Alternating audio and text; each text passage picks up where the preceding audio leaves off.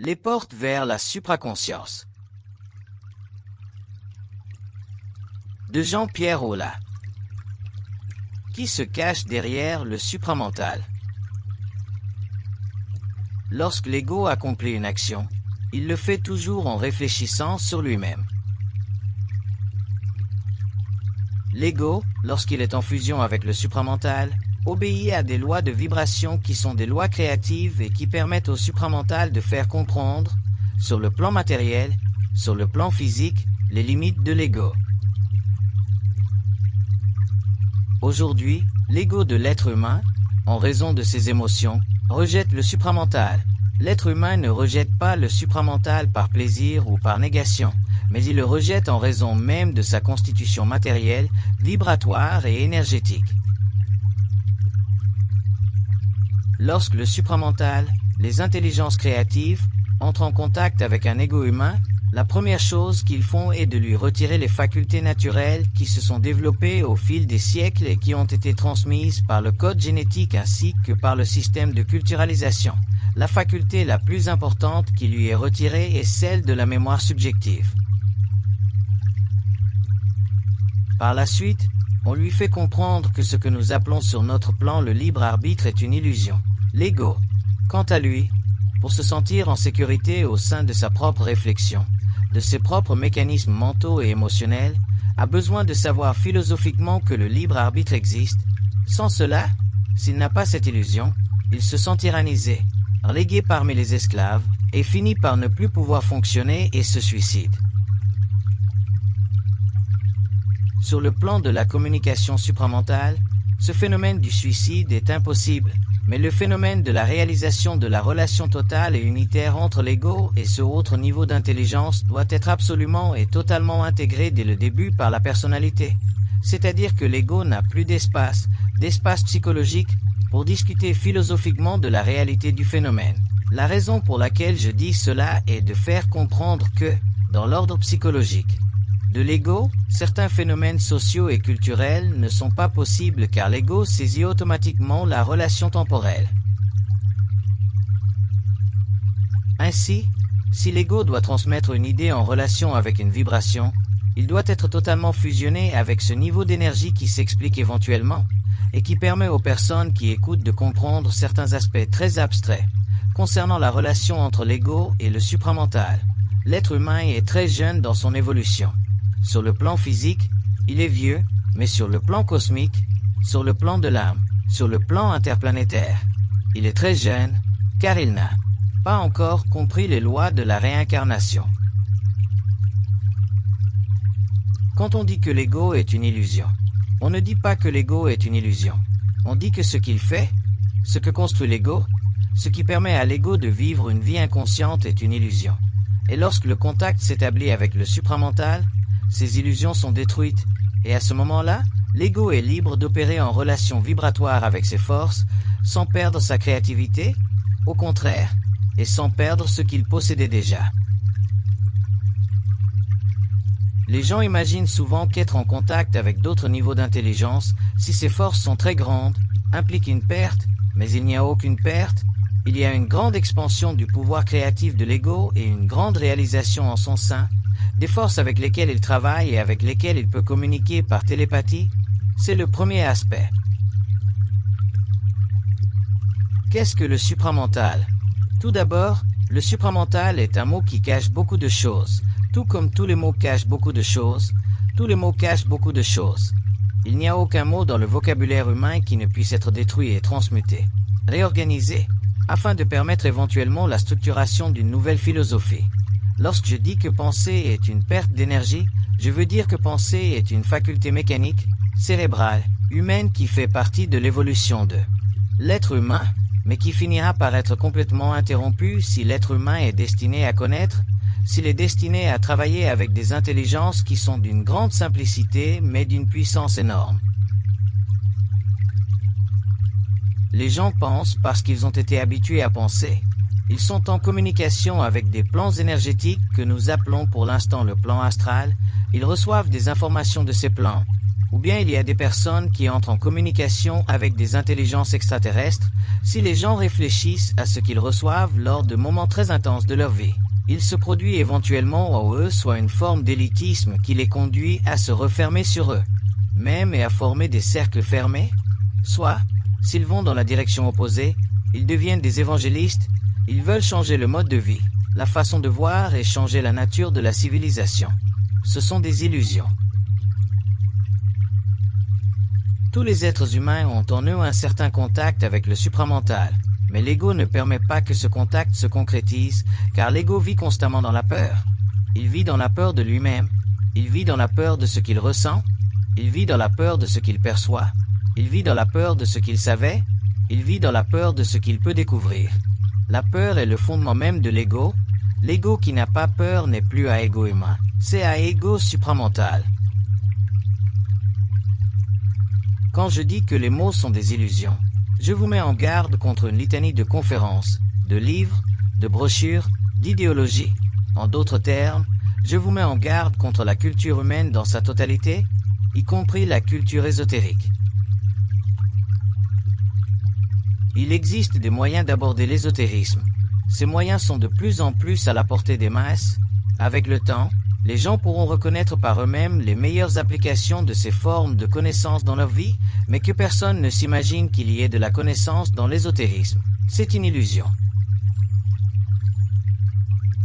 La connaissance est une vibration supramentale qui pénètre l'ego, qui fusionne avec lui, qui lui apporte la nourriture dont il a besoin sur le plan mental, qui lui apporte la nourriture dont il a besoin sur le plan émotionnel, qui harmonise son corps éthérique, son corps vital avec les deux autres et qui permet au corps physique, sur le plan matériel, de bien remplir sa fonction en relation avec la destinée de cet ego dans la matière, jusqu'au moment où l'ego devra s'immortaliser dans la forme physique, ce qui se produira éventuellement lorsque l'être humain passera dans l'autre cycle. Le supramental est un terme générique, général, qui permet aux personnes d'atteindre un niveau plus élevé de philosophie. Si l'on va plus loin, le supramental est l'action instantanée dans le cosmos d'intelligence qui n'ont aucun rapport avec les lois de l'incarnation, qui n'ont aucun rapport avec les forces de l'incarnation et qui suivent l'être humain dans son évolution depuis des milliers d'années, jusqu'au moment où elles peuvent entrer en contact avec certains individus, sans que ces individus subissent de fractures physiques ou psychiques. Les forces supramentales, les intelligences supramentales, sont des intelligences universelles responsables de la création des systèmes solaires et des galaxies. Ce sont des intelligences totalement indépendantes de l'espace, bien que dépendantes du temps. Ce sont des intelligences qui ne reçoivent d'ordre de personne, car elles sont elles-mêmes le pivot de l'évolution. Ce sont des intelligences qui connaissent parfaitement l'être humain, et lorsque l'être humain est capable de répondre à ces intelligences, même à un niveau modeste, ces intelligences lui transmettront éventuellement une vibration plus élevée pour l'amener à comprendre sa vie. La vie dans le chaos d'aujourd'hui est terrible. On peut se construire des châteaux, on peut posséder une voiture, une télévision, une maison. Mais ensuite, quoi? Les illusions des riches sont aussi convaincantes que celles des pauvres, mais chez l'être humain, le centre intuitif pour les gens en général est un centre qui doit être développé. Et le but de mes cours est d'amener les gens à comprendre les principes qui permettent de développer ce centre d'intuition. Mais rien n'est donné facilement. Ceux qui s'imaginent se lancer dans l'ésotérisme pour atteindre éventuellement, à la fin, une béatitude se font des illusions. Je vais vous dire pourquoi. Dans les temps à venir, il y aura sur notre planète une séparation définitive de certaines âmes. Il y a des âmes qui observent l'évolution de la planète et qui devront évoluer sur d'autres plans. Les âmes qui resteront ici et celles qui seront affiliées au cercle des immortels sont des âmes qui connaîtront la réalité des intelligences supramentales, mais avant de connaître la réalité des intelligences supramentales, l'ego doit être mis de côté. Et quand je parle de l'ego, je ne fais pas référence à l'ego de Freud, ni à celui de Jung. Je ne fais pas référence à l'ego des psychologues. Les psychologues ne savent pas ce qu'est un ego. Ils connaissent le concept d'ego, mais ne savent pas ce qu'est l'ego. Car un être humain qui sait ce qu'est l'ego est automatiquement poussé à une révolte totale contre cette structure psychique qui l'empêche de voir clairement où il va dans la vie. Si l'on aime l'ego, si l'on sympathise avec lui, si l'on s'y attache de toutes les manières possibles. On aboutit à une civilisation telle que celle que nous avons aujourd'hui, et les lois mécaniques de l'ego sont si puissantes que personne ne peut empêcher la dégénérescence continue de notre civilisation. Les idéologues, ceux qui prêchent dans les temples, ceux qui prêchent des idées et qui ne connaissent pas les lois mécaniques de l'ego, finiront par se rendre compte que le déclin de notre civilisation est inévitable.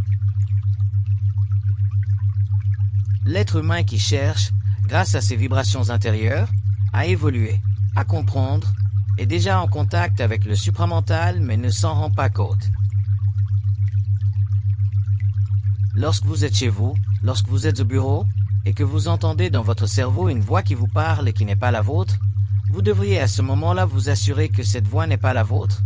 Et si vous vous parlez à vous-même dans votre esprit, comme si vous parliez à une autre personne, et que vous vous demandez dans votre esprit, qui parle? Si le supramental veut révéler son identité, il le fera. S'il ne veut pas le faire, il y aura une interruption et vous n'entendrez plus cette voix. Si vous partez avec la crainte que cette voix puisse être démoniaque, ou satanique, ou astrale, ou quoi que ce soit d'autre, à ce moment-là, vous retarderez ce processus. Je disais tout à l'heure que l'être humain, la liberté, le libre arbitre sont une illusion. Quand je l'ai dit dans le contexte très large de l'évolution des relations entre l'être humain et le supramental, mais avant que ces relations ne s'établissent de manière très puissante, l'être humain possède suffisamment de cette illusion du libre arbitre pour mettre fin à une communication interne qui serait néfaste pour son esprit. Et il est très facile de reconnaître si les intelligences avec lesquelles nous sommes en relation sont des intelligences que vous appelez positives ou négatives. Au cours de l'évolution du christianisme, on vous a donné des noms, des identifications qui n'ont aucun rapport avec la réalité, mais qui ont un rapport avec le but de l'évolution de la planète, sur le plan culturel, sur le plan religieux, sur le plan de la civilisation. Si vous êtes européen ou américain, vous disposez d'une litanie d'êtres qui vous ont été spécialement dédiés pour votre identification originelle. Si vous venez d'Inde, vous disposez d'une autre litanie d'identification, afin que vous puissiez adapter vos émotions à votre esprit.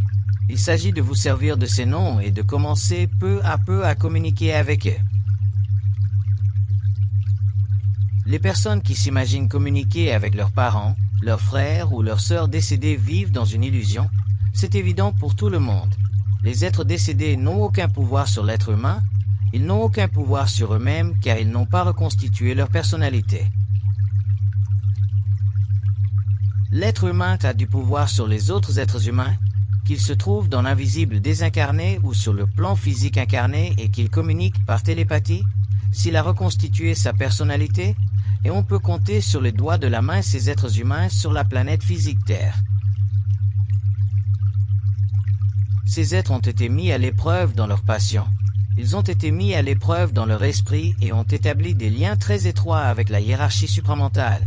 S'ils se manifestent à l'être humain, ils le font de manière tout à fait secondaire. Vous pouvez refuser le contact avec eux, vous pouvez les envoyer balader. Mais si le contact s'établit avec le supramental, vous ne pouvez pas les envoyer balader, car le supramental et vous faites partie de la même énergie. Vous pouvez renvoyer une entité qui est extérieure à vous-même, une entité qui a son propre karma, une entité qui suit sa propre ligne évolutive, qui, pour des raisons qui lui sont propres, souhaite entrer en contact avec vous par télépathie ou clairvoyance directe, mais si vous entrez en contact avec le supramental, c'est un contact qui vous mènera très loin. Et ce n'est pas vous qui dirigerez la ligne évolutive de ce contact, mais le contact lui-même. Pour que l'être humain parvienne à contrôler son propre destin, il doit pouvoir faire descendre cette énergie, la contrôler lui-même par sa propre volonté, et c'est ce qu'on appelle l'initiation solaire. Lorsque l'on a réussi à combattre les intelligences supérieures, on peut alors facilement travailler avec leurs énergies, mais on ne peut pas travailler avec leurs énergies avant que ce travail ait été accompli. Rien n'est donné pour rien. Et quand je dis combattre, je veux dire vraiment combattre. L'illusion est belle, les mots, le symbolisme, les formes spirituelles qui sont bonnes en soi car elles ont permis l'évolution de l'être humain sur le plan des relations humaines. En relation avec le supramental, ces illusions doivent être détruites, c'est la mort de la forme du mot.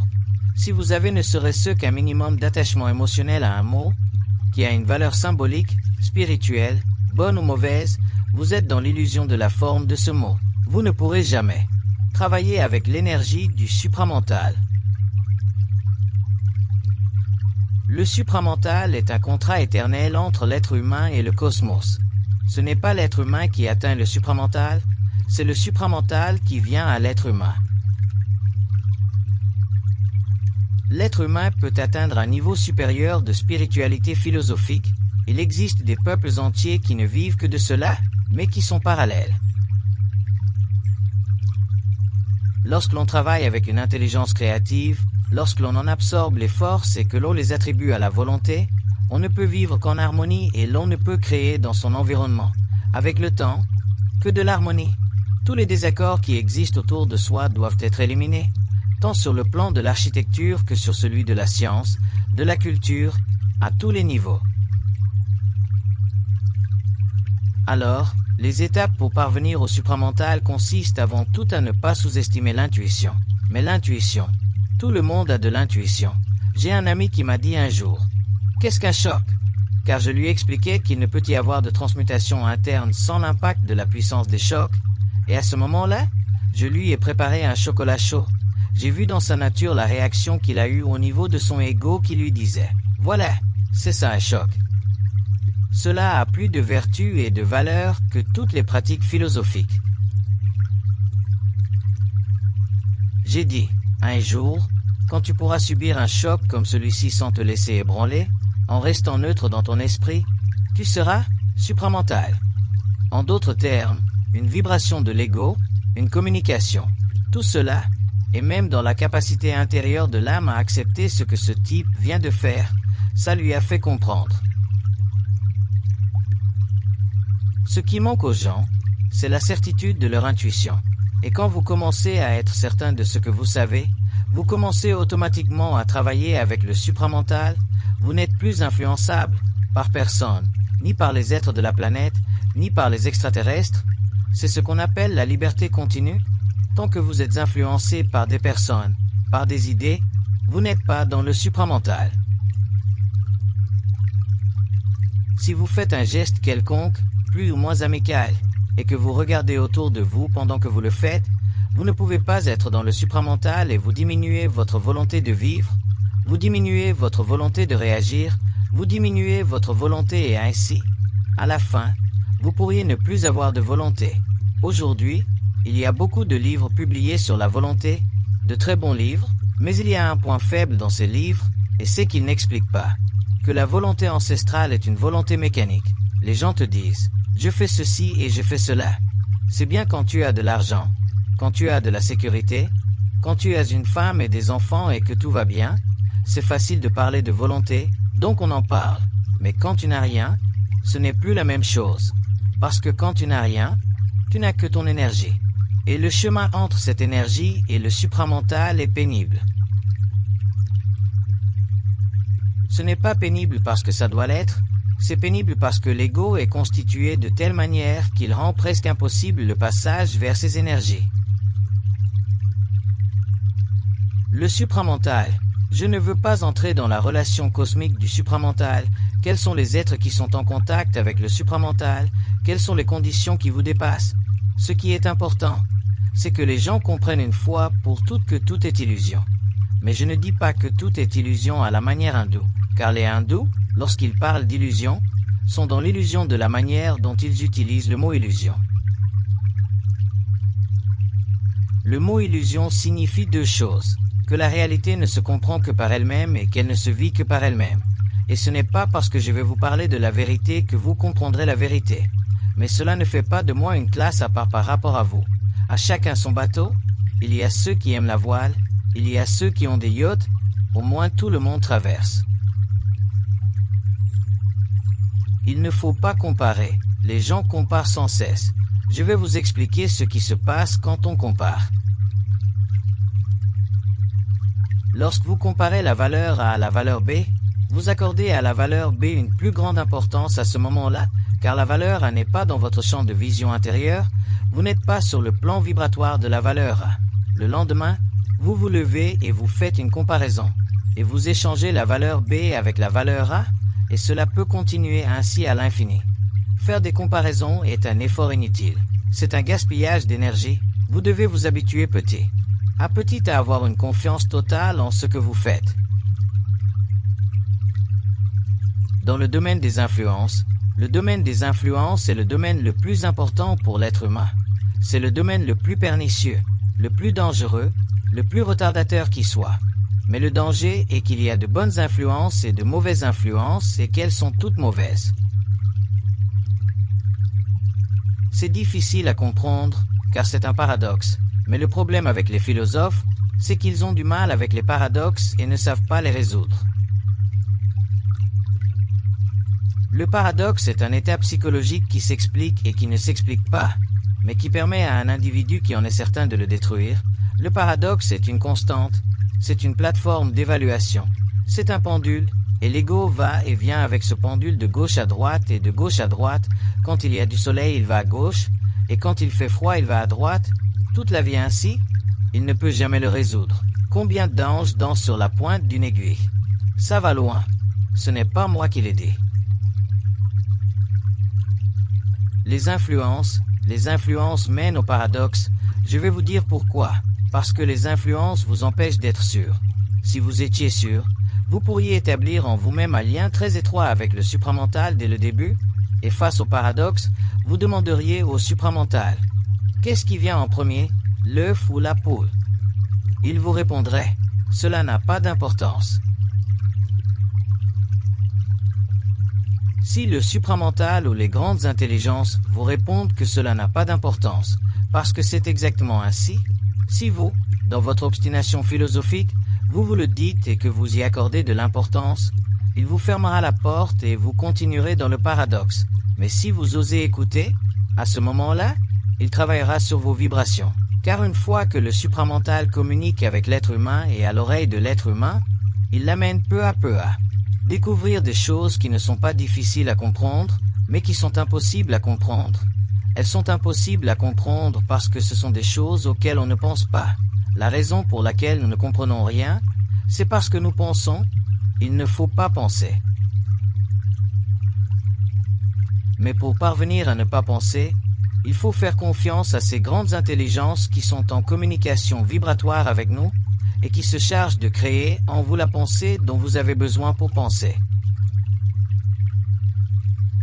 Une fois que vous comprenez ce jeu, vous pouvez vous servir de la pensée qu'elle crée en vous pour penser, et renverser cette pensée, et renvoyer la pensée, et boucler la boucle.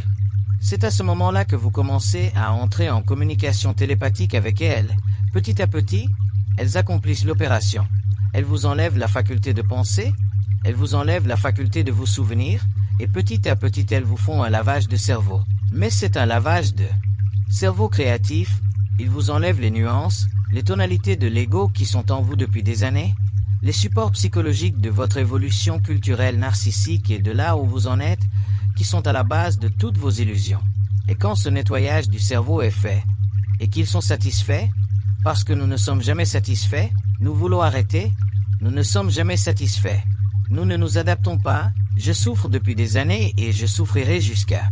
J'en ai ras-le-bol, mais c'est moins pire, ça s'arrange mais, ce sont eux, ces intelligences, je dois faire attention si j'utilise le mot « eux », car quelqu'un demandera si elles sont de sexe féminin. Ce sont ces intelligences qui guident votre évolution, qui sont en contact étroit avec vous et qui, un jour, vous amèneront au même niveau vibratoire qu'elles. Et lorsque vous serez sur le même plan vibratoire qu'eux, c'est à ce moment-là que vous pourrez commencer à être responsable de votre destin. Et le droit au destin dans la galaxie est un droit extrêmement sévère. Il existe des civilisations très avancées auxquelles le droit du destin a été retiré parce qu'elles ont sombré dans la chute de leur vibration. Elles n'ont pas réussi à maintenir constant ce niveau vibratoire supramental en elles au niveau de leur civilisation dans son ensemble. Quand il s'agit d'un être humain, c'est une chose. Quand il s'agit de deux êtres humains, ça va. Quand il s'agit de 100 000, 200 000 personnes sur une planète, si le niveau vibratoire baisse, le courant est coupé et la civilisation n'a plus le pouvoir, c'est-à-dire le droit d'être responsable de son propre destin, c'est-à-dire de prendre sa propre décision ou ses propres décisions en relation précisément avec ses intelligences. La planète Terre est programmée. On parle d'astrologie, c'est un sujet amusant. Les astrologues disent, on peut lire les indications, en fonction des différentes positions planétaires, si l'on croit que l'astrologie sidérale est un sujet différent de l'astrologie. Mais ce que les astrologues ne comprennent pas, c'est que chaque position planétaire est invoquée avant tout dans leur propre esprit. Il existe un alignement vibratoire entre ce qui est sage par définition, car les astrologues sont des personnes intuitives, et le thème astral. D'autres personnes procèdent différemment, comme les lectrices de feuilles de thé, etc. Il existe différentes manières de permettre une fusion temporaire entre cette énergie et un système psychologique externe qui, en soi, n'a aucune valeur. Personne ne me convaincra de croire qu'en regardant dans la tasse de thé, on peut voir ce qui est réellement. Il ne faut pas être aussi stupide. C'est la personne qui possède la connaissance, mais la personne a besoin de ce support, car cela fait partie des évolutions ésotériques. Cela fait partie de l'évolution culturelle de la planète. La relation entre l'être humain et le supramental est constante. L'être humain doit tendre l'oreille et s'il commence à entendre en lui-même, par petits moments, au début ce n'est pas permanent, c'est normal, et s'il entend par petits moments une voix qui n'est pas la sienne. Quand on pense, je me souviens d'avoir déjà pensé. Et quand on pense à penser, on sait comment ça marche, on peut s'identifier à soi-même. Mais tout à coup, ce n'est plus soi-même qui pense. C'est à ce moment-là qu'il faut tendre l'oreille, sans rien craindre, et demander « Qui parle ?» Et il y aura une réponse, s'il doit y en avoir une. Et s'il n'y a pas de réponse, alors on ne peut rien y faire, continuer à faire la vaisselle. Ce qu'il faut éliminer dans l'ésotérisme, c'est la peur. Je vais vous parler un peu des forces sataniques. Donc, les forces sataniques sont des forces, des intelligences arriérées, qui ne sont pas sataniques au sens où nous l'imaginons. Car je vais vous dire une chose, s'il y a un type, s'il y a une intelligence dans le cosmos qui a aidé l'évolution de l'être humain, c'est Satan. S'il y a des intelligences responsables du développement de l'ego humain, ce sont les forces sataniques, mais il y a une nuance entre vous-même et les forces sataniques. Les forces sataniques ont fait leur travail, sur le plan cosmique, et lorsque ces forces, par des moyens que vous ne pouvez même pas imaginer aujourd'hui, commencent à interférer avec l'évolution de l'être humain, il faut donner un coup de hache. Et il ne faut pas imaginer que lorsque les forces sataniques se présentent à l'être humain, le type frappe à la porte et dise « C'est moi, Satan, tout va bien. » Non, il dira « Tout va bien, messieurs et mesdames, tout va bien. C'est moi l'artiste, tout va bien. » Alors, s'il y a quelqu'un dans votre tête qui s'appelle le Christ, faites attention, chassez-le. Car les intelligences supramentales ont établi une loi dans le cosmos. Et c'est une loi qui n'est pas établie uniquement pour notre planète, c'est une loi pour toutes les planètes en évolution, où il y a des êtres en évolution. Le cosmos est régi par la loi du mensonge. Et quand je dis que le cosmos est régi par la loi du mensonge, je ne parle pas du mensonge au sens commun. Le mensonge, la loi cosmique du mensonge est une loi qui empêche l'être humain de se brûler le cerveau. C'est une très bonne loi. Car si ces types-là nous racontaient toute l'histoire, nous ne pourrions pas y croire. Alors que faisons-nous? On détourne la vérité, et on recourt souvent au mensonge ou au faux pour rendre la situation plus présentable. L'être humain n'est pas prêt à connaître la réalité. Il peut connaître la vérité, le faux, le vrai, très bien, mais il n'a pas été capable de connaître la vérité. Et quand l'être humain connaîtra la réalité, il passera automatiquement à un autre plan de vibration et disparaîtra. S'il le souhaite, il reviendra, s'il le souhaite. Donc, si vous êtes en évolution, ce qui est possible, il y a certaines choses à vérifier. Tout d'abord, apprenez à ne pas croire les mots, mais à les ressentir. Laissez de côté la tête, occupez-vous un peu de l'esprit. Si ce qui est dit vous convient, très bien. Si cela ne vous convient pas, ce n'est pas bon, même si c'est bon, car ce n'est pas le moment, peut-être l'année prochaine, dans 2 ans, dans 5 ans, ce sera le moment pour vous aider. Ce sera le bon moment, c'est bon. Mais au début ce n'est pas bon. Donc la nuance entre le vrai et le faux est très délicate, très subtile. Et au sein de cette nuance se trouvent les mécanismes de la loi du mensonge. Le vrai et le faux sont contenus dans une enveloppe, et cela s'appelle la loi du mensonge. Et ceux qui perdent cette enveloppe sont obligés de remplacer ce qu'ils ont su, ce qu'ils ont entendu, ce qu'ils ont compris, par ce qu'ils savent maintenant. Et il n'y a aucun moyen de revenir en arrière. Donc, si vous voulez comprendre le sens de l'évolution, de votre propre évolution, de l'évolution de l'ésotérisme, de toutes les belles choses, sachez une fois pour toutes que le vrai et le faux font partie d'une seule et même chose, c'est une polarité, et cela est contenu à différents niveaux dans la loi du mensonge, et lorsque le moment sera venu pour vous de savoir, à ce moment-là la loi du mensonge sera levée, elle n'existera plus et là, automatiquement, vous aurez accès à d'autres dimensions. Il faut comprendre que la matière est l'esprit concrétisé, solidifié, et qu'au centre de toute matière, à travers l'atome, il y a une vibration qui ne se perd jamais. Cette vibration est une vibration de l'esprit, c'est-à-dire que cette vibration. Pour le comprendre, il faut faire une parenthèse, il faut expliquer ce qu'est l'esprit.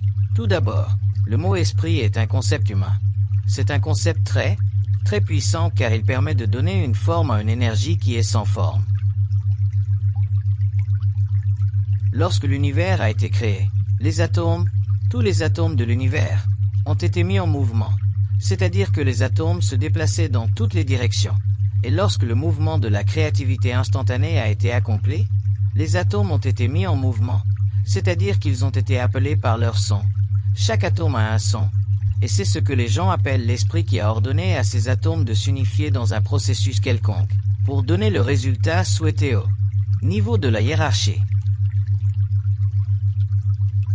Au cours de l'évolution, les atomes ont continué à parcourir leur chemin dans le cosmos, passant par des couches très éloignées pour arriver enfin au centre de feu et changer à nouveau de vibration, pour retourner dans l'espace et revenir aux couches de feu, au centre de feu et ainsi de suite.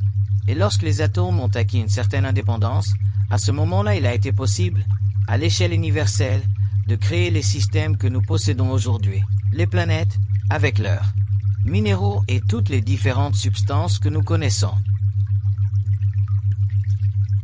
Ainsi, au fil des siècles, au fil des millénaires, au fil des éons, ces atomes se sont concrétisés, c'est-à-dire que l'esprit, cette énergie primordiale, a pris une forme matérielle solide.